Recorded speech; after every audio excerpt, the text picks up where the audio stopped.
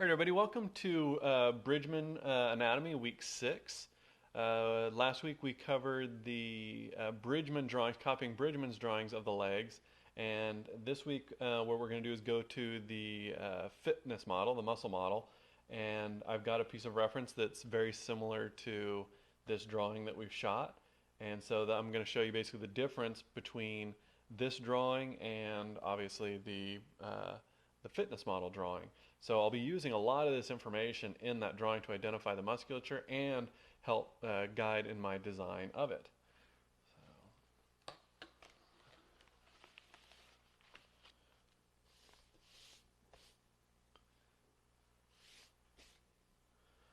All right, so I'm going to start by just getting this laid in, and that's just regular old drawing. Doesn't really have too much to do with anything specific. I don't approach it really too much differently than anything else I might draw.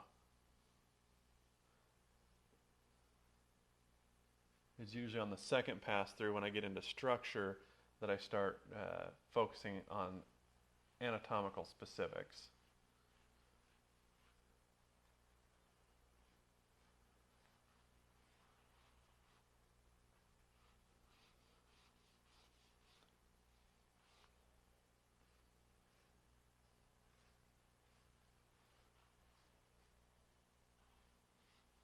So here I'm just looking for these long flowing lines, the gesture, if you will.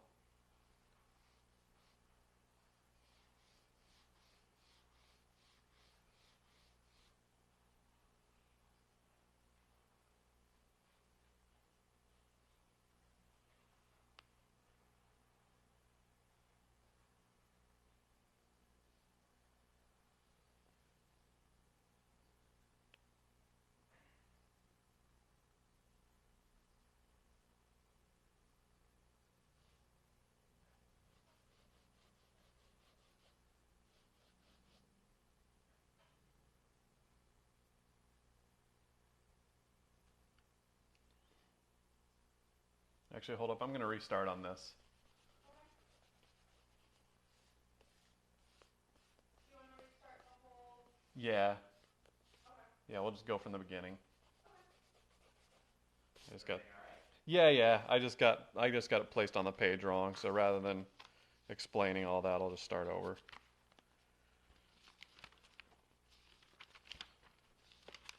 No, yeah, it was just me. Everything's going fine.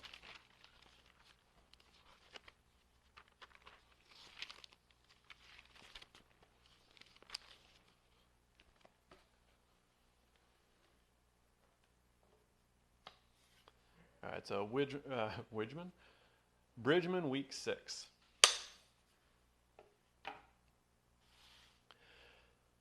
All right, everybody, welcome to Bridgman Anatomy, week 6.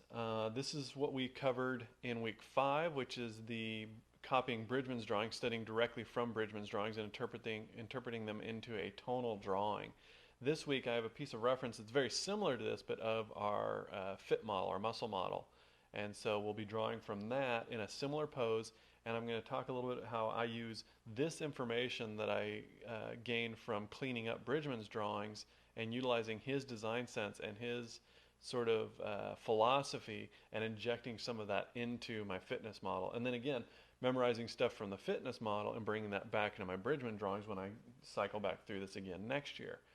So this information is going to carry over into my other drawing, hopefully. I mean, that's the goal anyway.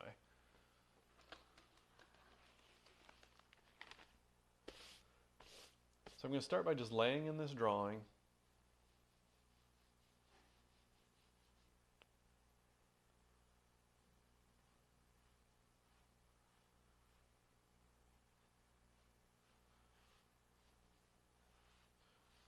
Just looking at the long rhythms.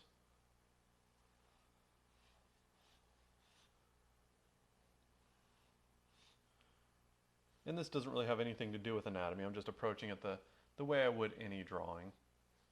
Just looking for those long gestural lines to start with, just capturing the gesture of the model.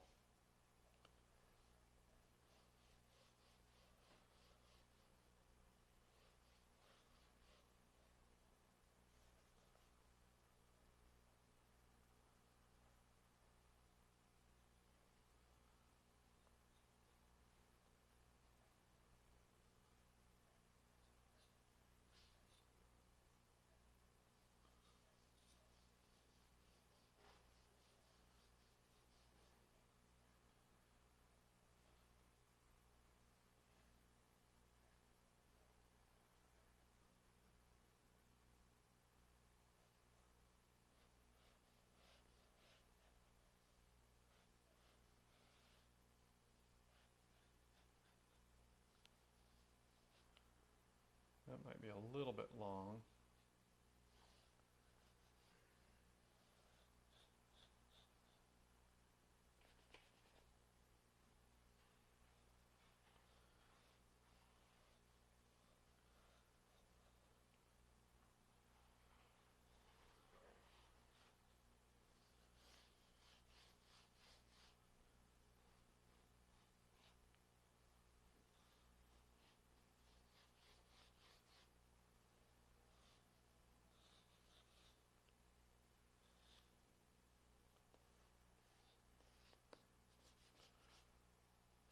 So something like that for our long gestural lines. Then moving beyond that and start injecting some structure. And here I'm going to use that anatomical knowledge and design sense that I got from Bridgman. So coming in here and relying on my visual memory to a certain standpoint to inject these adductor muscles in the way that he had them sort of loop in and then come up.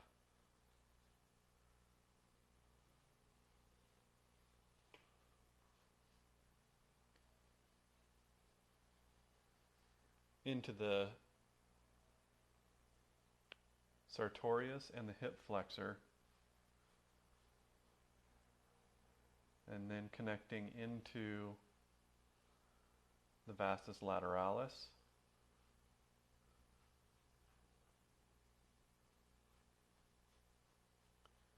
and then down into that wedge shape of the knee.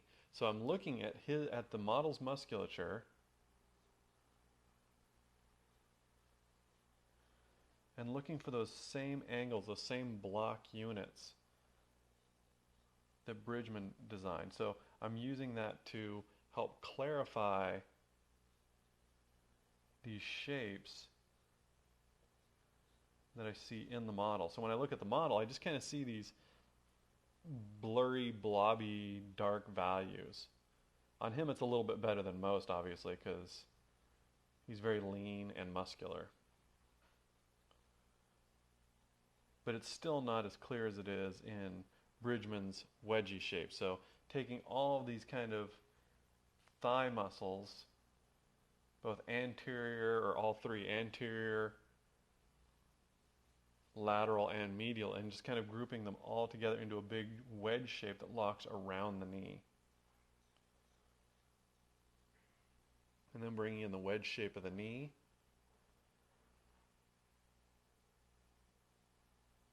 Then bringing in those flexor muscles.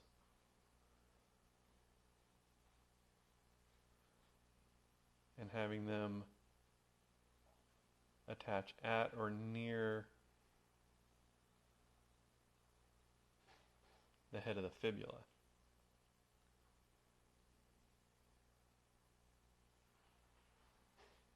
And the iliotibial band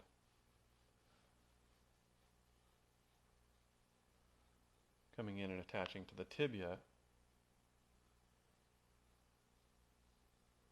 I've always really liked this really simple sort of scoopy wedge shape that Bridgman uses, so I inject that into a lot of my drawings. I just think it looks better than what I'm seeing there, which is just sort of this repeated sort of bulgy shape.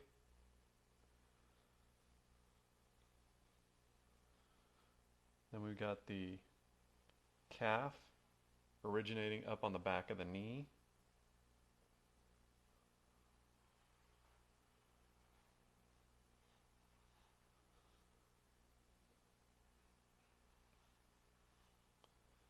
Scooping out. And with a subtle S-curve going down to the heel.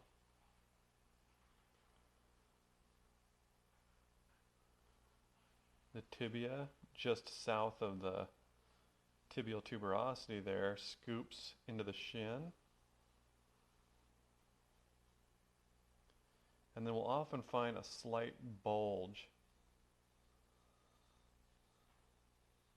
from the tibialis antiquotus. But I ignore that at first and just find that overall sweep of the shin.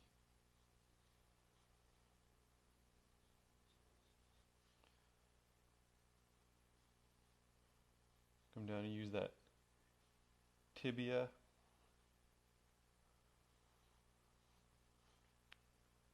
Thin up that ankle a little bit.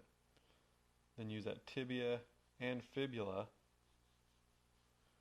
together to create that stirrup shape that the talus bone of the foot sits up into. And then we have that calcaneus that scoops out at the heel. And then to soften that transition from shin to foot, there's usually that tendon that comes from the anterior lower leg muscles, of which there aren't a lot,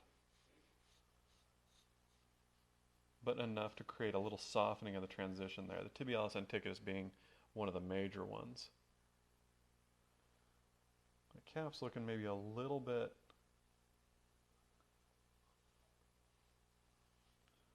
too big to me, so I'm going to trim that down.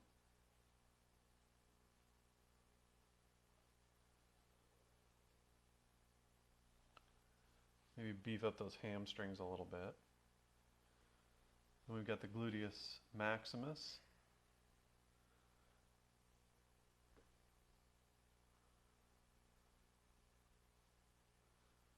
It's going to come down and attach to the iliotibial band. And then that'll usually slightly flatten out at the sacrum. Then the gluteus medius, and that comes down to the great trochanter. Then over onto the other leg, we're going to take this very simple sweep and add in the hang of the adductor muscles, those groin muscles. And then the hamstring will emerge from behind that, and again come down and attach on the inside of the knee, which will indicate the bottom of the head of the tibia.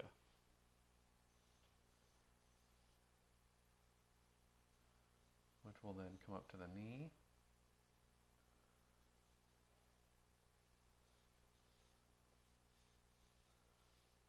And that would head on a more or less straight line all the way to the hip joint.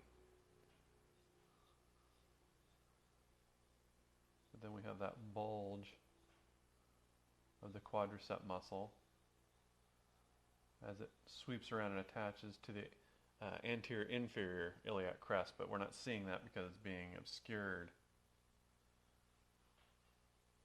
by the lower abdominal muscles.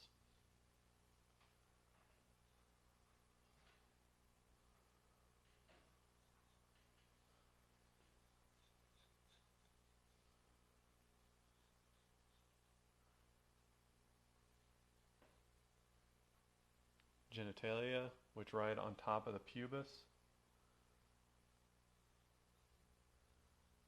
And that's where a lot of those core muscles, those abdominal muscles, will come down and basically insert right down underneath the genitals. Again, we're going to have that calf insert up onto the back of the knee, and that's going to help soften that transition from thigh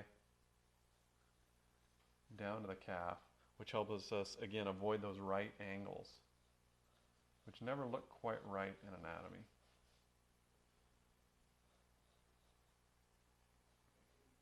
And then again down to the heel, which is raised up in this instance.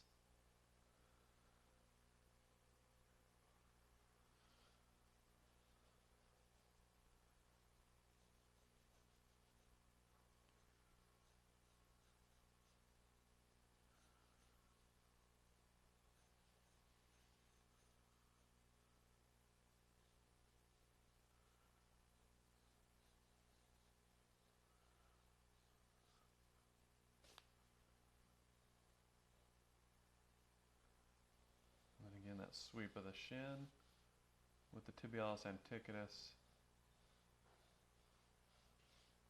riding on top of it.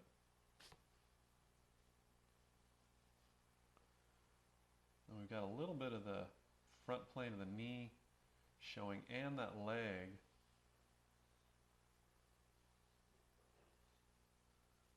is rotated slightly.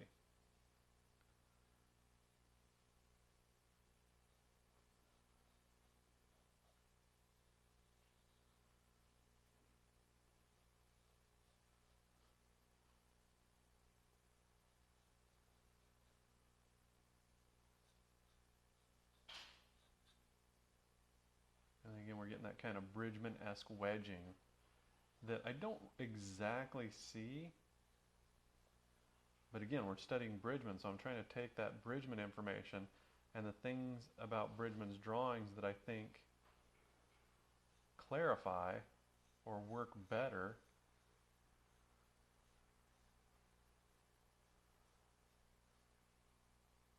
I'm injecting into it.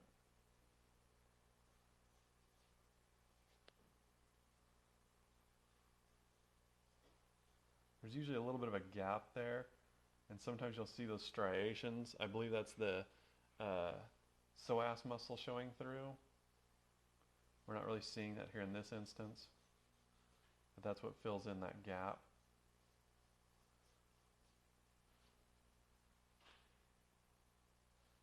And then you can break these up a little bit further. Like here we can see that split in the quadricep that eventually comes up and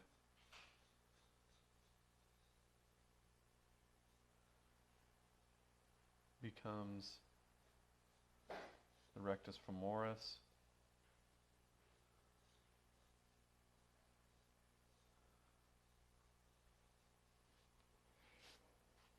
But I don't really feel a need to get into that stuff too much.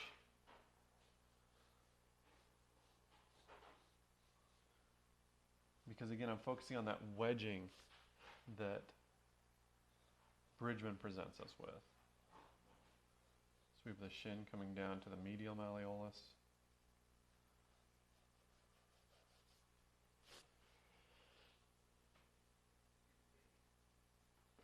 And now we've got a pretty good block in there. So now I'm going to move beyond that into the big overall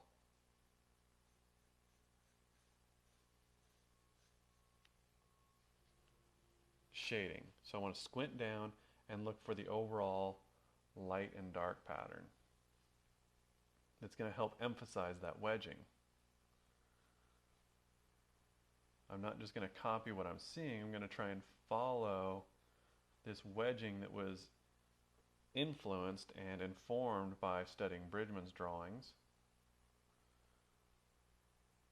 and try to get as simple of a shadow pattern as I can.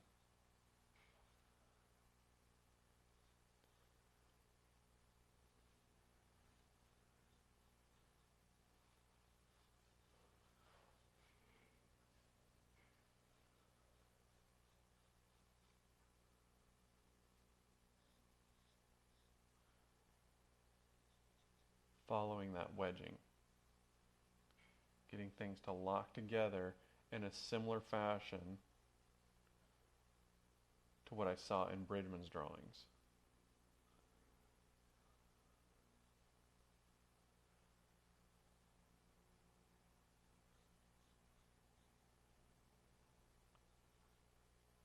So it's not just as simple as sort of writing Bridgman off and saying, oh, well, you know, Bridgman's drawings are confusing, so I'm just going to find these drawings that are in a similar pose and are clear and draw those instead. I'm using that information from Bridgman's drawings to help make these a little bit more clear, a little bit more solid. And then using the lighting, the real world lighting on these to look to observe how those shapes might look in real life. So again, it's just kind of it's a back and forth process.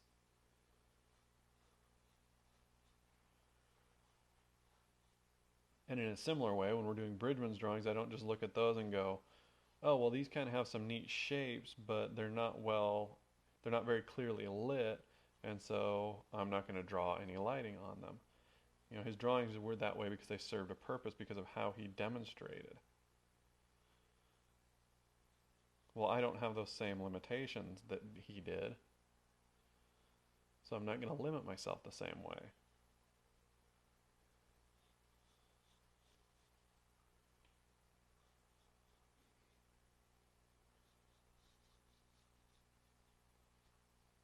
I'm going to try and bring a little bit more information to the party.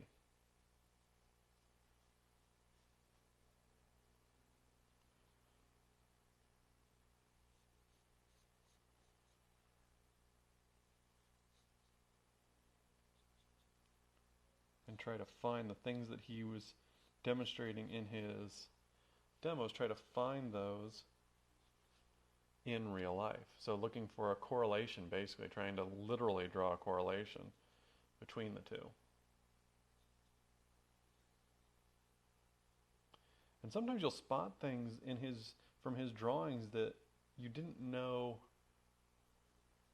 really showed up so clearly. So sometimes I'll see this little shape on the knee where there's that fatty pad that's showing through from behind the knee and then the kneecap riding on top of it. And he draws the kneecap that way sometimes.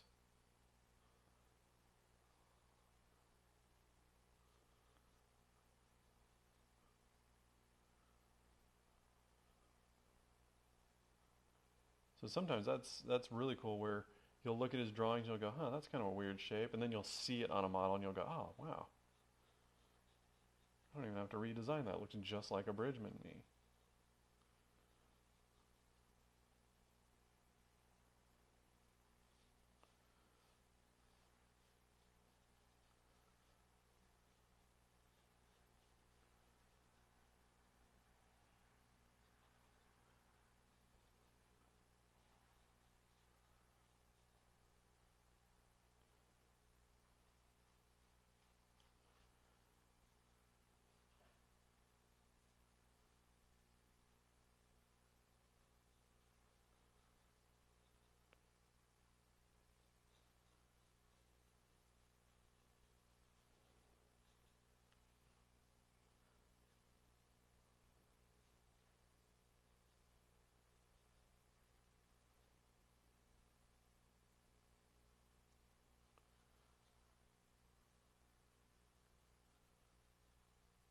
And again, that's actually a shape that I've seen bridgmen draw.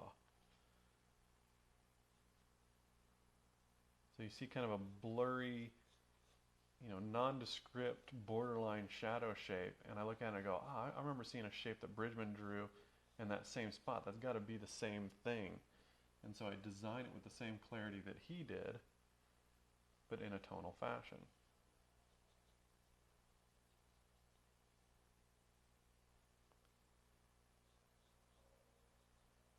And then I can go back through Bridgman's drawings, and if it's one of the ones that's labeled, I can look at the labeling and I know what's creating that shape. It's like, oh, that's the slight gap separation between the sartorius and the adductor muscles.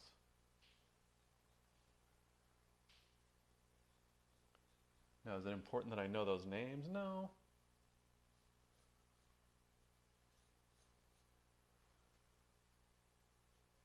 But the more I can, again, start to make that correlation, that connection between the academic knowledge and Bridgman's drawings and a real living, breathing human being, the more it all just starts to tie together.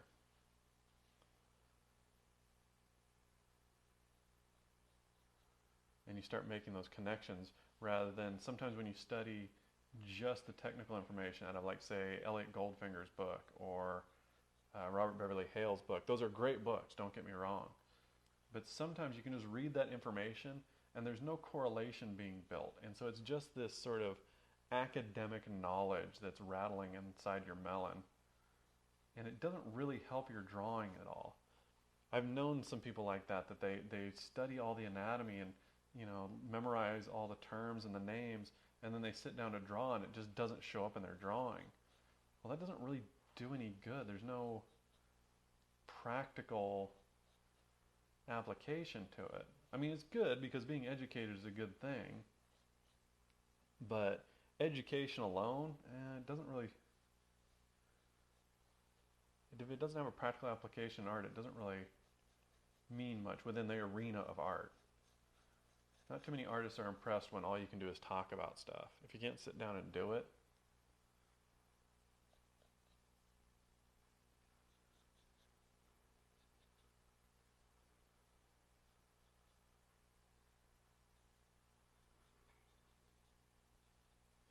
if I had my choice between an art teacher that could sit down and draw for me and teach me through demonstration and an art teacher who could only lecture and talk about stuff, I'd take the guy that never said a word and could draw like $1,000,000. I'd much rather study with that individual. Ideally, you want someone who can do both.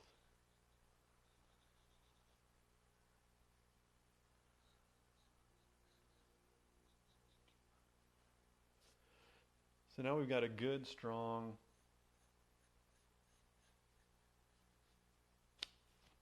two value in there. So now we want to go beyond that. This feels a little bit thin. I can't really see the back of the calf in this reference, but it feels a little bit thin to me, so I'm going to beef that up.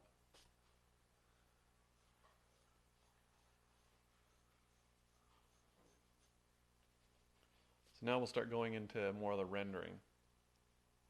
So what I'm going to do is start working the edges and build halftones in that help represent some of the subdivisions in the musculature. So this is the big picture.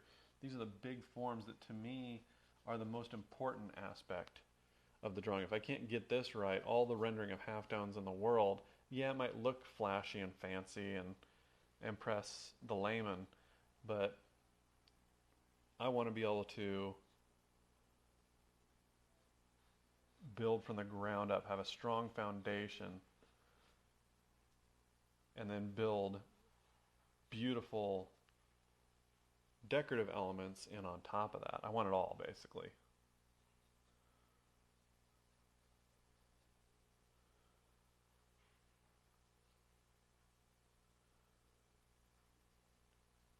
So this is connecting the vastus lateralis into the rectus femoris and sort of connecting those two together, or those two together. So initially we had the vastus medialis, the adductors, the rectus femoris, the vastus lateralis, even a little bit of the iliotibial band, and they were all kind of grouped in together.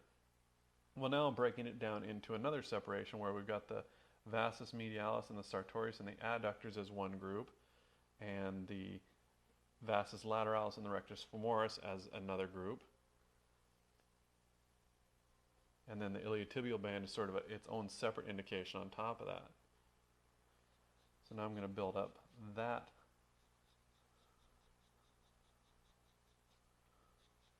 volume.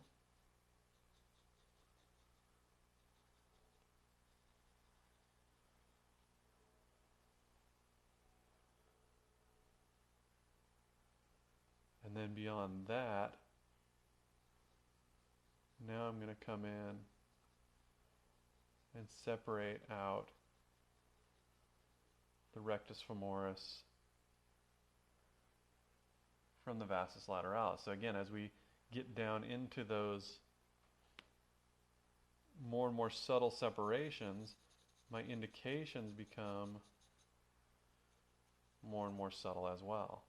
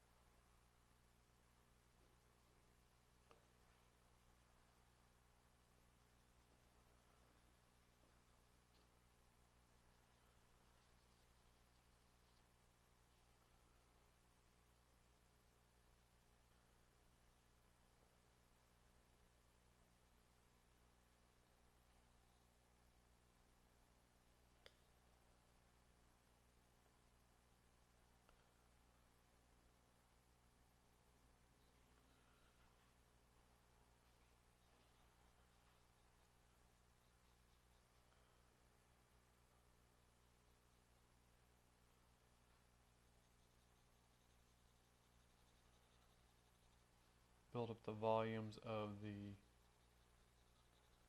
patella and up into the quadricep tendon.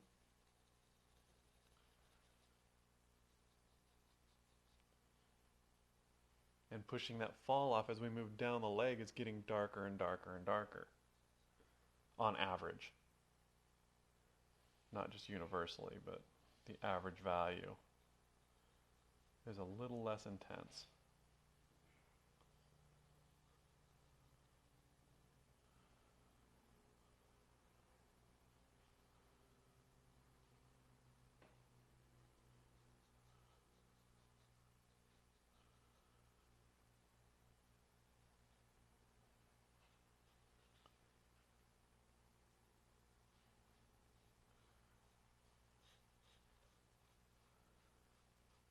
That iliotibial band.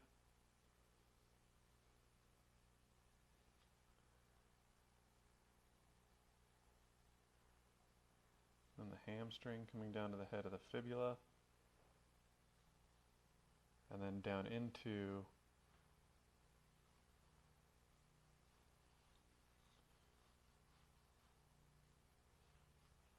the tibialis antiquus.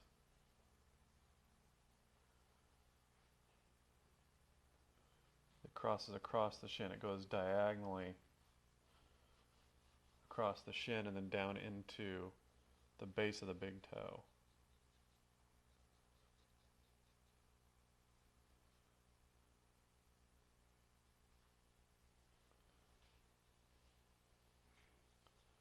Break that calf up into the soleus. So again, originally we just had that big form, pretty much the entire lower leg. Just one big form.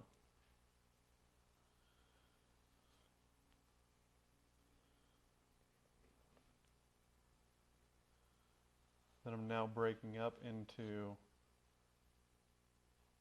increasingly more subtle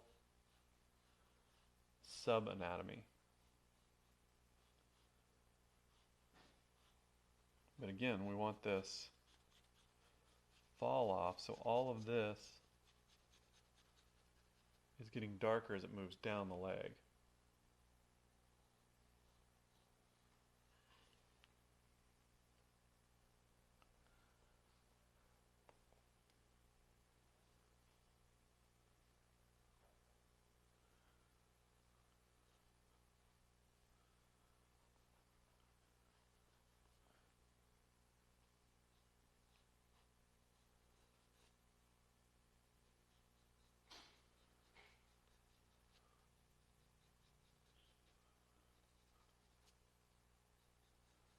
But we're starting to get those separations in there. So we have the tibia, we have the tibialis antiquus, we have the soleus, and we have the gastrocnemius. And each one, if you know what to look for, is all indicated there.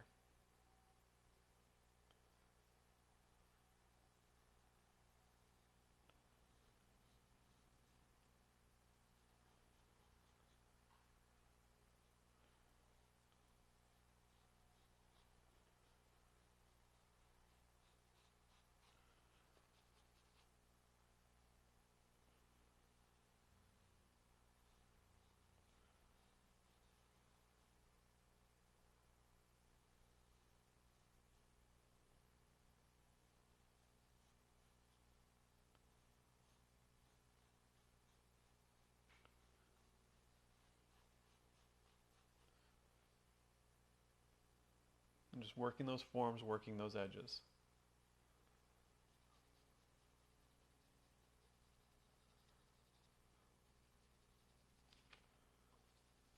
Moving up to our hot spot, which is right up in here. We are going to have little sub-hot spots as we move down the leg, some areas that are lighter than others. But nothing down here should be as light as anything up here. So just like we're moving from this edge and wrapping around, and the forms become more and more subtle, same thing as it moves this way. So we're getting some fall off from the light source. And again, trying to commit all that to memory. How lighting works in real life is a big part of this exercise. We're not just trying to turn this just into an anatomical chart, although that is part of it.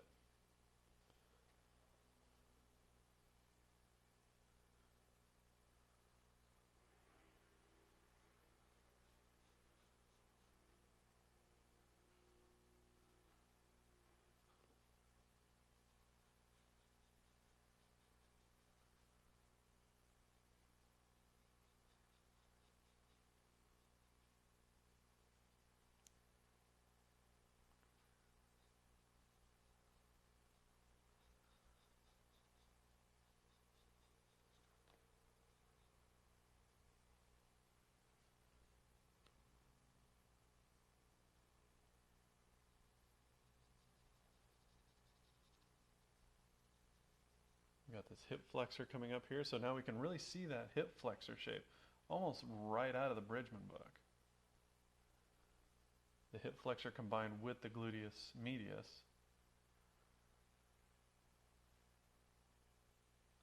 We can see even the really subtle separation between the two here. So it's literally, I mean, that wedge shape, that little like saddlebag holster shape, I've literally seen in the Bridgman book.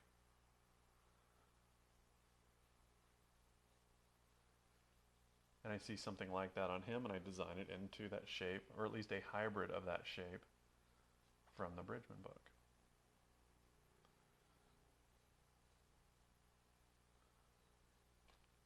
Sartorius coming down there.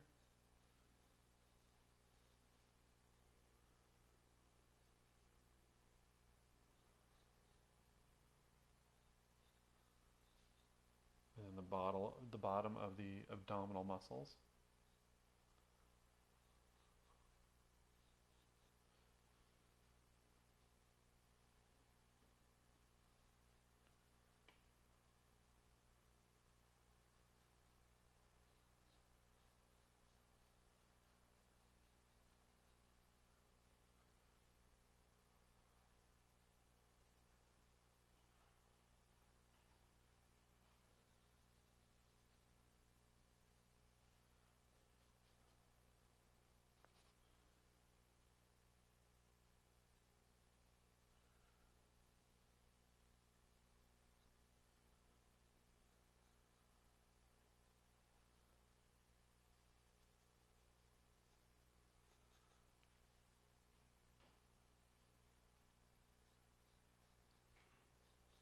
And we can see, even though most of the actual muscles are present,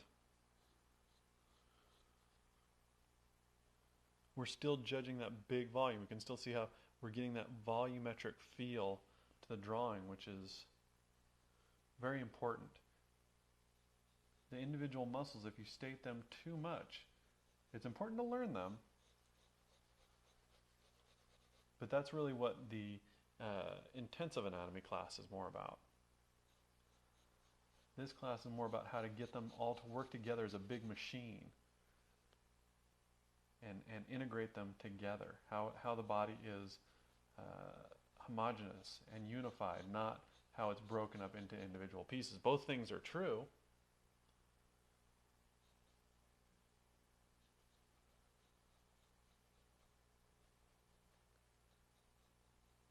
but this class is more about unifying that information and Bridgman's philosophy on unifying those shapes. So again, locking this whole unit together into a big sort of sculptural wedge shape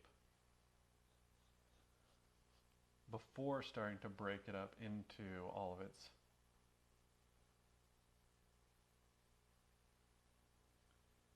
constituent parts.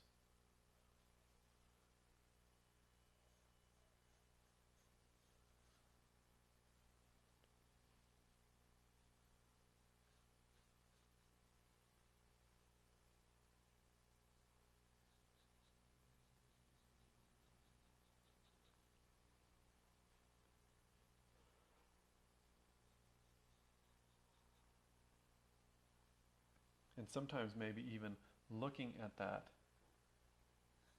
corner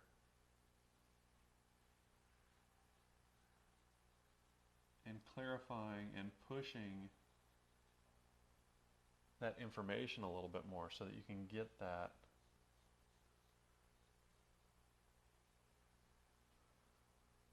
corner to turn a little bit more powerfully.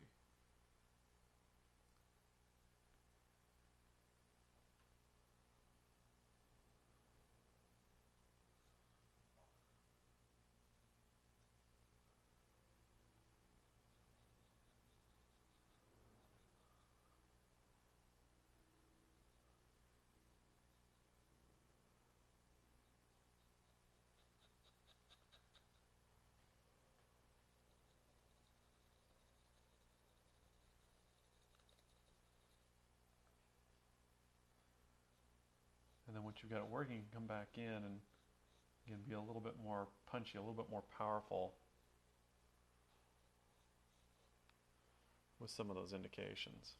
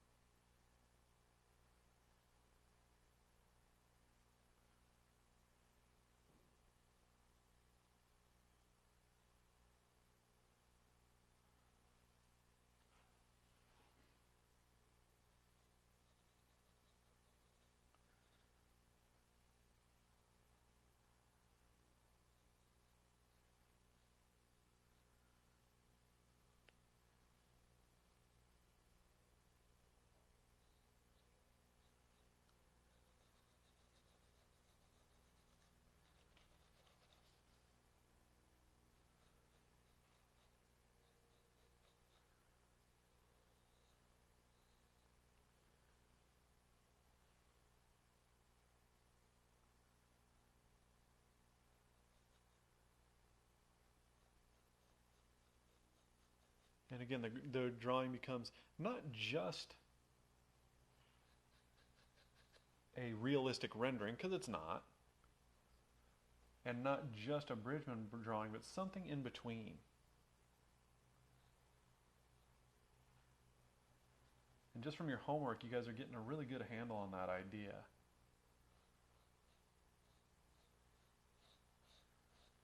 And you can start to control that balance so that depending on what the goal of your image is, you can ride along that scale a little bit more. You know, if you're looking for really powerful, dynamic, dimensional figures, well, you're probably going to put a little bit more bridgman in there. Like Frazetta, for instance. If you're looking for very realistic figures, well, then you're probably going to go a little bit more towards rendering, but having that bridgman information in there still helps a lot. And then you'll ride somewhere in between and end up with something like, I don't know, Steve Houston or someone like that.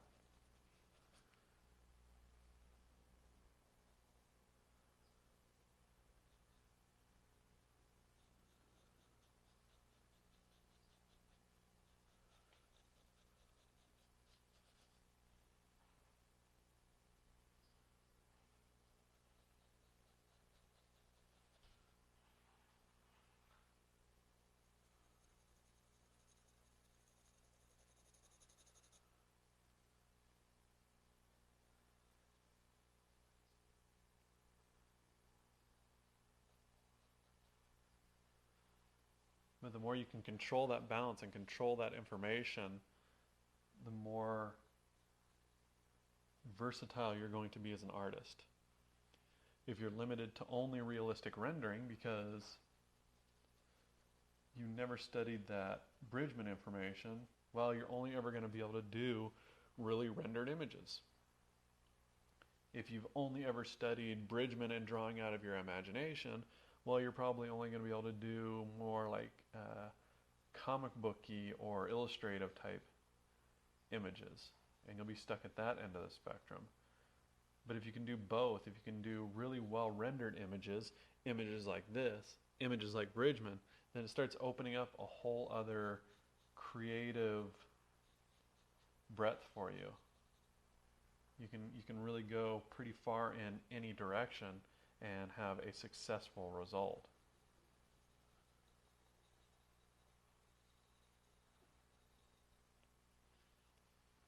And that's very important. To me, it's very important as being an artist to be able to have that versatility because I like doing a lot of different things. And yes, I'm an illustrator. I'm a comic cover illustrator primarily. But if I do, say, something more pulpy like Doc Savage or someone like that, well, that's going to be a little bit different than if I paint, Wolverine or someone along those lines. One is just absolute pure fantasy. One is, fantasy mixed with reality. But then I also might want to do a little bit of fine art and do some paintings of cowboys and Native Americans and things like that, do some Western art. Well, then I'm going to want to be able to go more realistically rendered. Or I might want to put a real character in some of my superhero illustrations like Alex Ross does. He builds a lot of his superhero stuff from the perspective of the common man. So he renders those people a little bit differently than how he renders Batman or Superman. And having that kind of control is what allows someone like Alex Ross to be at the top of the field for like 30 years, 30 plus years now, because he's not stuck doing just one thing.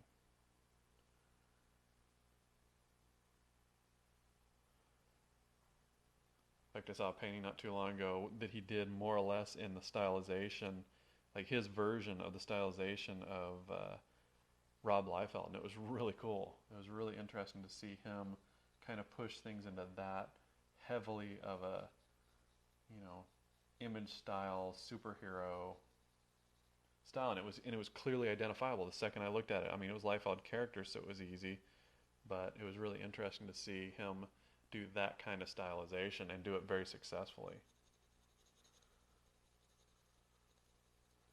I mean, someone that has that kind of range is going to have a long career because their style's never going to look dated in a negative way.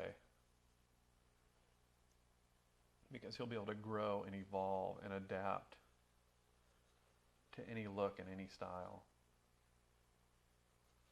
and still make it his own, which again is one of the things that makes the guy so successful. Everything you see that he does, it looks like the quintessential version of those characters.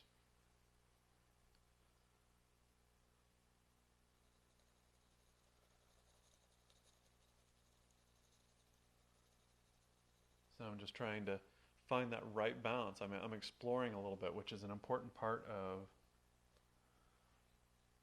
drawing. I'm looking for what is the right balance of design. I like the way it looks.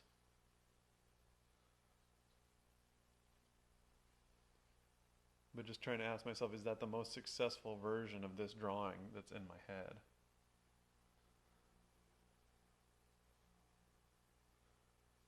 And if not, what would make it that most successful version?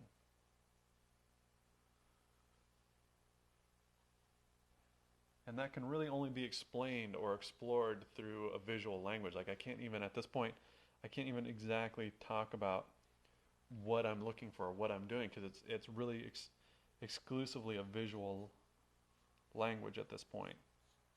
Early on, I can talk very much about the decisions I'm making and the things that I'm doing and what muscle is doing what and why I'm choosing to emphasize one muscle over another muscle or one grouping over any individual muscle. But at this point, it goes beyond that. But I still like putting this into demos and letting you guys see it because I want to express to you how important it is to iterate and explore and look for other options, because that's how you're going to grow as an artist. If every time you do a drawing you just stop when it's a good drawing, I mean, that's good. You can do a good drawing. That's way better than not doing a good drawing. But it's important to push beyond that and sometimes go, well, that's pretty good. That's good in a way that I've drawn before. But now how do I grow? How do I push beyond that? How do I get to that comfortable phase, or how do I get to that uncomfortable phase?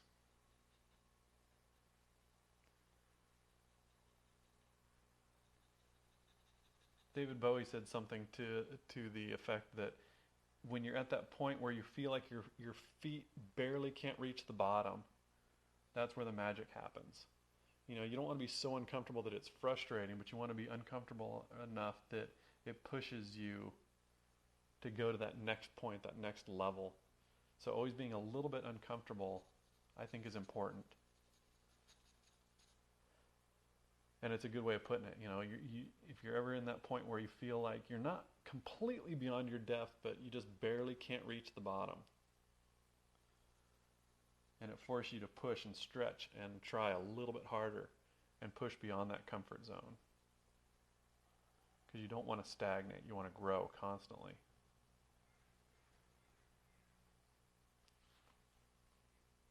So I'll go ahead and probably call that done, more or less. So now again we can compare that to the Bridgman drawing, if I can find it back in here.